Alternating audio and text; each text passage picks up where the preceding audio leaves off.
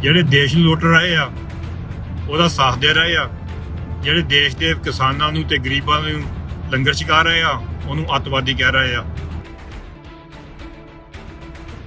India ਦੇ ਜਿਹੜੇ parliament ਦੇ ਵਿੱਚ MP ਆ 50% 50% ਜਿਹੜਾ ਕ੍ਰਿਮੀਨਲ ਰੈਕੋਰਡ ਆ। ਇਹ ਕਸ਼ਮੀਰ ਗਏ, ਕਲਕੱਤੇ ਵੱਲ ਗਏ, ਚੇਨਈ ਗਏ, ਜਿੱਥੇ ਵੀ ਹੜ੍ਹ ਆਏ। ਪਰ ਜਦੋਂ ਅਸੀਂ ਪੰਜਾਬ ਦੀ ਗੱਲ ਕਰਦੇ ਹਾਂ ਜਾਂ ਕਿਸਾਨਾਂ ਦੀ ਗੱਲ ਕਰਦੇ, ਪੰਜਾਬ ਦੀ ਹੁਣ ਕਿਸਾਨਾਂ ਦੀ ਮਦਦ ਕਰਦੇ ਹਾਂ, ਉੱਥੇ ਖਾਣ ਪੀਣ ਦੀ ਲੰਗਰ ਦੀ ਤੇ ਹੋਰ ਜਿਹੜੇ ਸਹੂਲਤਾਂ, ਤੇ ਸਾਰੇ ਅਸੀਂ ਬਣ ਗਏ ਅੱਤਵਾਦੀ। ਵਾਹਿਗੁਰੂ ਜੀ ਕਾ ਖਾਲਸਾ, ਵਾਹਿਗੁਰੂ ਜੀ ਕੀ ਫਤਿਹ। ਅੱਜ ਅਸੀਂ ਮੁੜ ਕੇ ਫੇਰ ਜਾ ਰਹੇ ਹਾਂ ਇੱਧਰ ਜਿੱਥੇ ਇੰਗਲੈਂਡ ਵਿੱਚ ਟਰੱਕ ਡਰਾਈਵਰ ਫਸੇ ਹੋ ਆ, ਤੇ ਗੁਰਦੁਆਰਾ ਗਰੇਵਜ਼ਨ ਸਾਹਿਬ ਜਿਹੜਾ ਪਈ ਸੰਗਤ ਆ ਉਹਨਾਂ ਸੇਵਾ ਚੱਲਦੀ ਆ।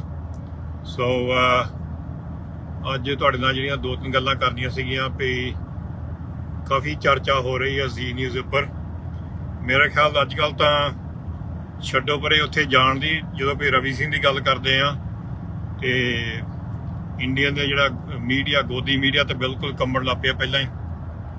ਸੋ ਕਹਿੰਦੇ ਭਈ ਖਾਲਸਾ ਏਡ ਇੱਕ ਅੱਤਵਾਦੀ ਜਥਾ ਆ, ਸਾਡੇ ਵੱਡੇ ਵੱਡੇ ਲਿੰਕ ਆ ਇਹਨਾਂ ਨਾਲ, ਅੱਤਵਾਦੀਆਂ ਨਾਲ, ਟੈਰਰਿਸਟ ਨਾਲ। ਕੋਈ ਬਾਹਰ ਕੋਈ, ਮੈਂ ਤਾਂ ਕਹਿਤਾ ਸਿੱਧਾ ਸਾਡਾ ਕੋਈ ਲਿੰਕ ਹੈ ਨਹੀਂ ਇੰਡੀਅਨ MP ਨਾਲ, ਕਿਉਂਕਿ ਜਿਹੜੇ ਅੱਤਵਾਦੀ ਬੈਠੇ ਆ ਪਾਰਲੀਮੈਂਟ ਦੇ ਵਿੱਚ, ਇੰਡੀਆ ਦੇ ਜਿਹੜੇ ਪਾਰਲੀਮੈਂਟ ਦੇ ਵਿੱਚ MP ਆ 50% 50% ਜਿਹੜਾ ਕ੍ਰਿਮੀਨਲ ਰੈਕੋਰਡ ਆ। ਤੁਸੀਂ ਸੋਚੋ, ਜ਼ੀ ਨਿਊਜ਼ ਜਿਹੜੇ ਸਾਡੇ ਉੱਪਰ ਹਮਲਾ ਕਰ ਰਹੇ ਆ ਉਹਨੂੰ ਪੁੱਛੋ ਤੁਹਾਡੇ ਜਿਹੜੇ ਪਾਰਲੀਮੈਂਟ ਦੇ ਵਿੱਚ 50% MP ਆ, 50% MP। ਇਹ ਮੈਂ ਨਹੀਂ ਕਹਿੰਦਾ, ਤੁਸੀਂ ਗੂਗਲ ਕਰਕੇ ਦੇਖ ਲਓ।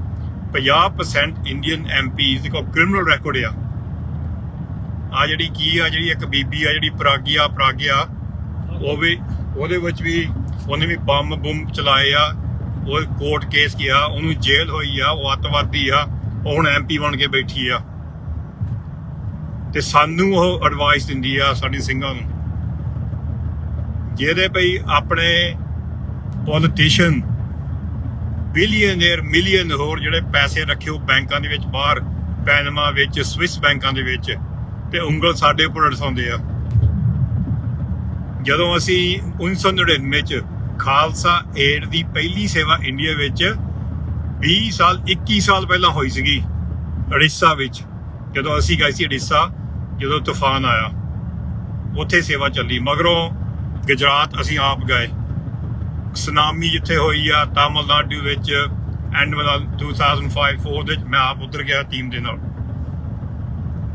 ਫਿਰ ਮਗਰੋਂ ਸਾਡੀਆਂ ਟੀਮਾਂ ਹੁਣ ਜਿਹੜੀਆਂ ਇੰਡੀਆ ਦੀ ਟੀਮਾਂ ਆ, ਅਸਾਮ ਗਏ, ਨੇਪਾਲ ਗਏ, ਕਸ਼ਮੀਰ ਗਏ, ਕਲਕੱਤੇ ਵੱਲ ਗਏ, ਚੇਨਈ ਗਏ, ਜਿੱਥੇ ਵੀ ਹੜ੍ਹ ਆਏ। ਪਰ ਜਦੋਂ ਅਸੀਂ ਪੰਜਾਬ ਦੀ ਗੱਲ ਕਰਦੇ ਹਾਂ ਜਾਂ ਕਿਸਾਨਾਂ ਦੀ ਗੱਲ ਕਰਦੇ, ਪੰਜਾਬ ਦੀ ਹੁਣ ਕਿਸਾਨਾਂ ਦੀ ਮਦਦ ਕਰਦੇ ਹਾਂ, ਉੱਥੇ ਖਾਣ ਪੀਣ ਦੀ ਲੰਗਰ ਦੀ ਤੇ ਹੋਰ ਜਿਹੜੇ ਸਹੂਲਤਾਂ, ਤੇ ਸਾਰੇ ਅਸੀਂ ਬਣ ਗਏ ਅੱਤਵਾਦੀ ਬਣ ਗਏ। ਫਿਰ ਸਾਨੂੰ ਧਮਕੀਆਂ ਆਉਂਦੀਆਂ, ਸਾਨੂੰ ਪਰਸਨਲੀ ਮੈਨੂੰ ਧਮਕੀਆਂ ਪਹਿਲਾਂ ਵੀ ਪਿਛਲੇ ਸਾਲ 2 ਸਾਲ ਆਉਂਦੀਆਂ, ਇੰਡੀਆ ਵੜ ਕੇ ਦੇਖਿਓ, ਆਹ ਕਰਨਾ ਉਹ ਕਰਨਾ। ਇਹ ਜਿਹੜੇ ਧਮਕੀਆਂ ਵਾਲੇ ਆ ਇਹਨਾਂ ਦੀ ਸਮਝ ਨਹੀਂ ਆਉਂਦੀ ਬਈ ਜਿਹੜੇ ਸਿੰਘ ਆ ਜਾਂ ਸਿੰਘਣੀਆਂ ਆ, ਤੁਸੀਂ ਇਹਨਾਂ ਨੂੰ ਇੱਕ ਵਾਰੀ ਮਾਰ ਸਕਦੇ ਆ, ਸਾਨੂੰ ਕੋਈ ਡਰ ਨਹੀਂਗਾ ਮਰਨ ਦਾ। ਦੇ ਲਓ ਧਮਕੀਆਂ। ਜਿਹੜੇ ਸਾਡੇ ਸ਼ਹੀਦ ਆ ਉਹ ਮਰ ਕੇ ਵੀ ਜੀਂਦੇ ਆ। ਸਾਡੇ ਸ਼ਹੀਦਾਂ ਨੇ ਸਾਨੂੰ ਇੱਥੇ ਰੱਖਿਆ, ਖੜਾ ਕੀਤਾ। ਅੱਜ ਅਸੀਂ ਆਪਣੇ ਸ਼ਹੀਦਾਂ ਦੇ ਸਿਰ ਤੇ ਕਰਕੇ, ਜਿਹੜੇ ਸ਼ਹੀਦੀਆਂ ਕਰਕੇ ਇਸ ਵੇਲੇ ਖੜੇ ਆ। ਜਿਹੜੇ ਵੀ ਮੌਤ ਨਾਲ ਖੇਲਦੇ ਆ ਉਹਨੂੰ ਧਮਕੀਆਂ ਕੀ ਆ? ਜੇ ਅਸੀਂ ਇੱਕ ਹੋਰ ਵਿੱਚ ਗੱਲ ਸੁਣੋ ਤੁਸੀਂ, ਅਸੀਂ ਇੰਗਲੈਂਡ 'ਚ ਰਹਿੰਦੇ ਆ। ਇੰਗਲੈਂਡ ਦੇ ਵਿੱਚ ਸਾਰਿਆਂ ਤੋਂ ਵੱਡੀ, ਸਾਰਿਆਂ ਤੋਂ ਬੈਸਟ ਇੰਟੈਲੀਜੈਂਸ ਸਰਵਿਸਿਜ਼ ਆ।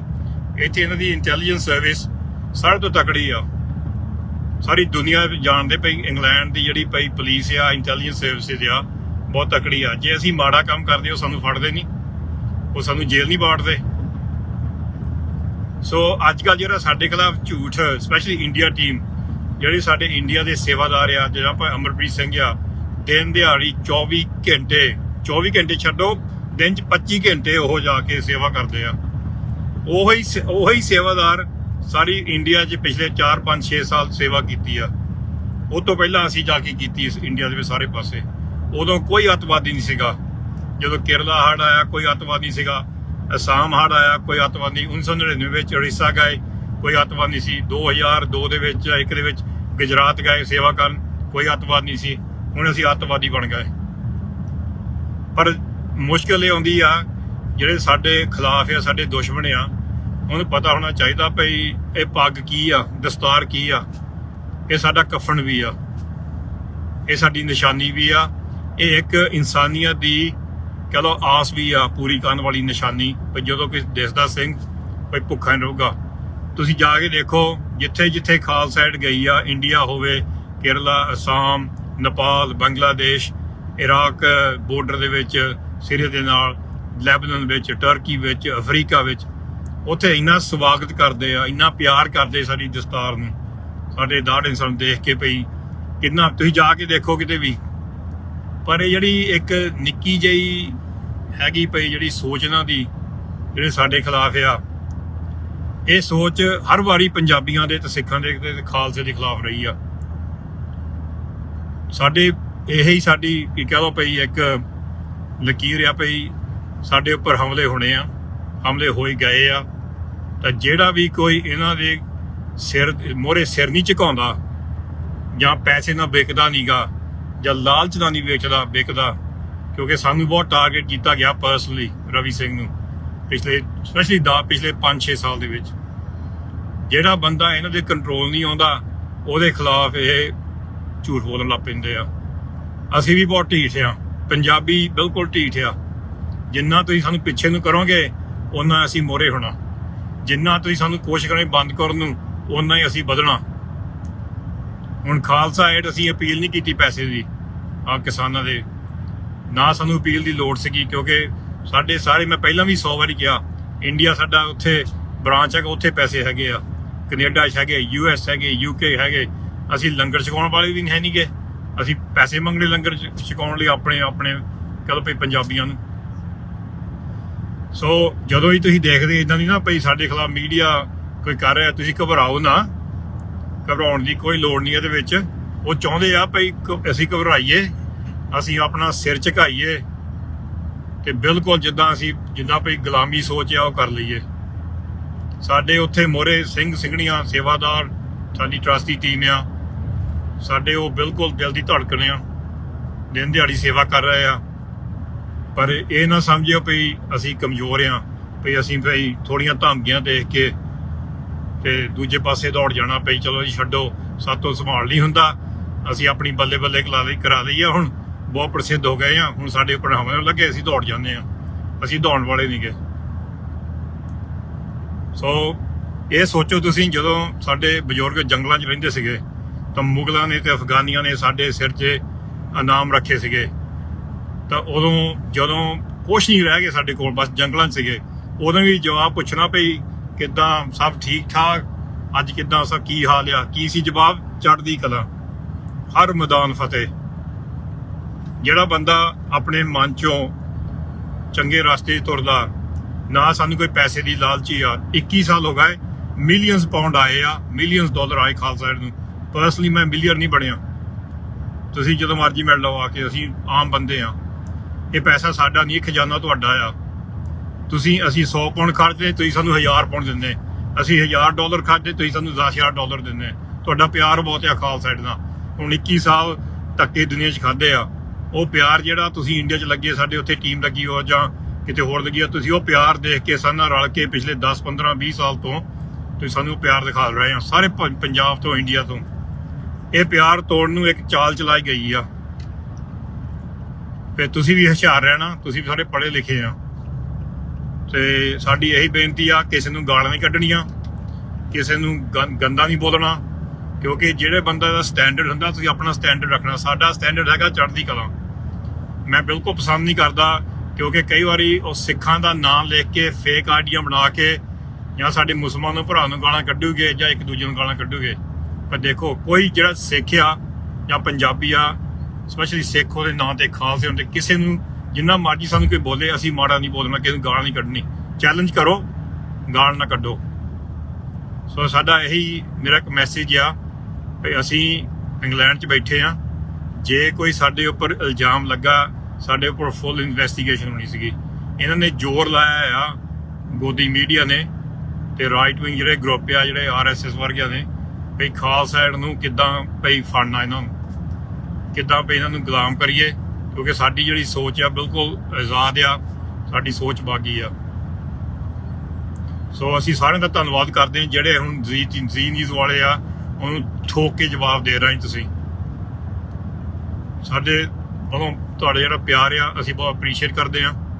ਅਸੀਂ ਇਹ ਕਹਿੰਦੇ ਜਿਹੜੇ ਕਿਸਾਨ ਆ, ਕਿਸਾਨਾਂ ਜਿਹੜਾ ਵੀ ਮੁੱਦਾ ਆ ਡਟ ਕੇ ਸਪੋਰਟ ਕਰੀ ਜਾਓ, ਪਿੱਛੇ ਨਹੀਂ ਹਟਣਾ। ਜਿਹੜੇ ਨੌਜਵਾਨ ਪਿੰਡਾਂ 'ਚ ਬੈਠੇ ਆ, ਜਿਹੜੇ ਨਹੀਂ ਗਏ ਮੁਜ਼ਾਹਰੇ ਤੇ ਉੱਥੇ ਧਰਨੇ ਤੇ ਅਦਾਲਤ ਤੇ ਨਹੀਂ ਗਏ, ਉਹ ਜਾ ਕੇ ਦਿੱਲੀ ਜਾਓ, ਆਪਣੀਆਂ ਵਾਰੀ ਪਿੰਡਾਂ 'ਚੋਂ ਹਾਜ਼ਰੀਆਂ ਲਓ ਜਾ ਕੇ।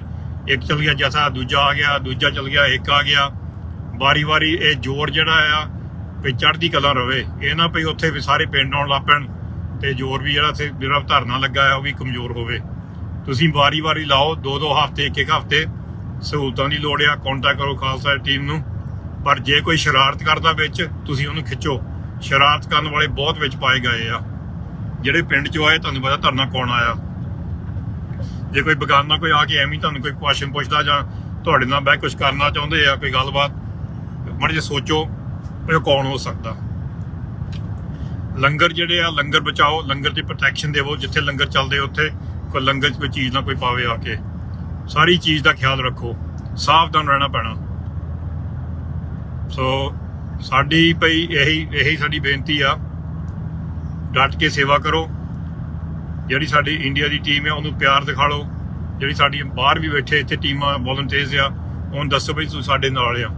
ਜਿਹੜਾ ਸਾਡੇ ਖਿਲਾਫ ਬੋਲਦਾ ਉਹਨੂੰ ਡਟ ਕੇ ਜਵਾਬ ਦੇਵੋ। ਸਾਡੀ ਕੋਈ ਲੁਕੋਵੇ ਦੀ ਚੀਜ਼ ਨਹੀਂ, ਨਾ ਪੈਸੇ ਦੀ, ਨਾ ਕੁਛ ਹੋਰ। ਮੈਂ ਉਹੀ ਮੁੜ ਕੇ ਕਹਿਣਾ, ਜਿਹੜਾ ਭਈ ਸਰਕਾਰ ਦੇ ਵਿੱਚ 50% MP ਹੋਣ, ਜਿਹੜੇ ਕ੍ਰਿਮੀਨਲ ਰੈਕੋਰਡ ਹੋਣ, ਉਹ ਕਿੱਦਾਂ ਦੇ ਬੰਦੇ ਹੋਊਗੇ। ਪਰ ਜਿਹੜੇ ਬਿਲੀਅਨੇਅਰ ਬੰਦੇ ਮੀਡੀਆ ਕੰਟਰੋਲ ਕਰ ਰਹੇ ਇੰਡੀਆ ਵਿੱਚ, ਕਿੰਨੇ ਮੀਡੀਆ ਕਰ ਰਹੇ, ਕਿੰਨੇ ਬਿਲੀਅਨ ਬਣੇ, ਜਿਹੜੇ ਪੈਸੇ ਬਾਹਰ ਰੱਖੇ ਹੋ ਇੰਡੀਆ ਤੋਂ ਲੁਕੋ ਕੇ ਪੋਲੀਟੀਸ਼ੀਅਨਾਂ ਨੇ, ਉਹਦੀ ਕੋਈ ਗੱਲ ਨਹੀਂ ਕਰਦੇ। ਜਿਹੜੇ ਦੇਸ਼ ਨੂੰ ਲੁੱਟ ਰਹੇ ਆ ਉਹਦਾ ਸਾਥ ਦੇ ਰਹੇ ਆ, ਜਿਹੜੇ ਦੇਸ਼ ਦੇ ਕਿਸਾਨਾਂ ਨੂੰ ਤੇ ਗਰੀਬਾਂ ਨੂੰ ਲੰਗਰ ਛਕਾ ਰਹੇ ਆ ਉਹਨੂੰ ਅੱਤਵਾਦੀ ਕਹਿ ਰਹੇ ਆ। ਇਹ ਚਾਲ ਚੱਲ ਰਹੀ ਆ।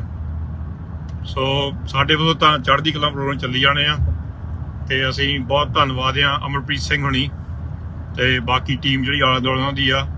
ਫਿਕਰ ਨਾ ਕਰੋ, ਤੁਹਾਨੂੰ ਅਸੀਂ ਸਾਰੇ ਖੜੇ ਆ, ਚੜ੍ਹਦੀ ਕਲਾ ਸੇਵਾ ਕਰ ਰਹੇ। ਤੁਸੀਂ ਇੱਕ ਐਗਜ਼ਾਮਪਲ ਬਣਾ ਰਹੇ ਆ, ਚੜ੍ਹਦੀ ਕਲਾ ਰਵੋ। ਤੇ ਉਹੀ ਕਹਿੰਦੇ ਪਈ ਜਦ ਹਰ ਮੈਦਾਨ ਫਤਿਹ। ਸੋ ਆਪਣਾ ਖਿਆਲ ਰੱਖਿਓ ਤੇ ਤੁਹਾਨੂੰ ਅਸੀਂ ਮੁੜ ਕੇ ਫਿਰ ਲਾਈਵ ਕਰਾਂਗੇ 1-2 ਦਿਨ ਦੇ ਵਿੱਚ। ਜਾਂ ਹੁਣ ਜਾ ਰਹੇ ਇੱਧਰ ਨੂੰ ਸੇਵਾ 'ਚ, ਸ਼ਾਇਦ ਆਪਣੇ ਇੰਸਟਾਗ੍ਰਾਮ ਤੇ ਖਾਲਸਾ ਸਾਈਡ ਤੇ ਅਸੀਂ ਲਾਈਵ ਕਰਦੇ ਜਾ ਕੇ, ਪਰ ਹਾਲ ਤੱਕ ਪਤਾ ਨਹੀਂ। ਪਰ ਸਾਡਾ ਇੱਥੇ ਵੀ ਗੁਰਦੁਆਰਾ ਗੁਰੂ ਨਾਨਕ ਦਰਬਾਰ ਗ੍ਰੇਵਜ਼ਨ ਤੇ ਉਹਦੀ ਸੰਗਤ ਦਾ ਬਹੁਤ ਧੰਨਵਾਦ, ਉਹ ਸਪੋਰਟ ਕਰ ਰਹੇ ਆ ਇੱਥੇ ਡਰਾਈਵਰਸ ਨੂੰ ਖਾਲਸਾ ਨਾਲ ਰਲ ਮਿਲ ਕੇ। ਵਾਹਿਗੁਰੂ ਜੀ ਕਾ ਖਾਲਸਾ, ਵਾਹਿਗੁਰੂ ਜੀ ਕੀ ਫਤਿਹ।